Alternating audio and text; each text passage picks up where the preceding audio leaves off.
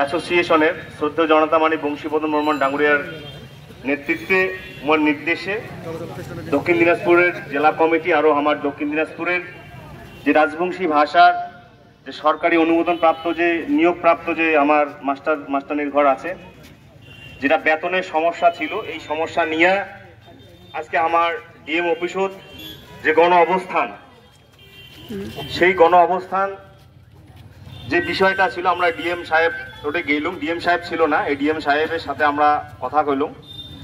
যে কথাটা হল, যেটা সমস্যা ছিল, যে বেতনের যে সমস্যাটা ছিল, সেই সমস্যা সমাধান হয়ে গেছে। সমস্ত সরকারি নির্দেশ চলে আসছে। তোমরা পূজার আগতে, তারিখটা তোমাকে না কই, পূজার আগতে তোমরা সমস্ত মাস্টারনির ঘরের বেতন পাওয়া যাওয়া হচ্ছে, সমস্যার কিছু নেই। আজিকার যে আমার আন্দোলন, এটা আমার সাকসেসফুল।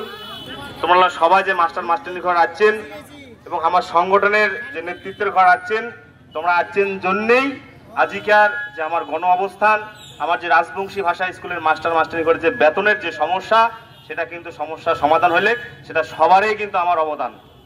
সেই কারণে আজিকার আমার আন্দোলন সাকসেসফুল হলে, তো বিষয়টা আছে যাই যে জায়গা থেকে আমরা আছি, সুন্দরভাবে আছি, শান্তিপূর্ণভাবে আছি, শান্তিপূর্ণভাবে আমার গণ অবস্থান এতক্ষণ চলছিল।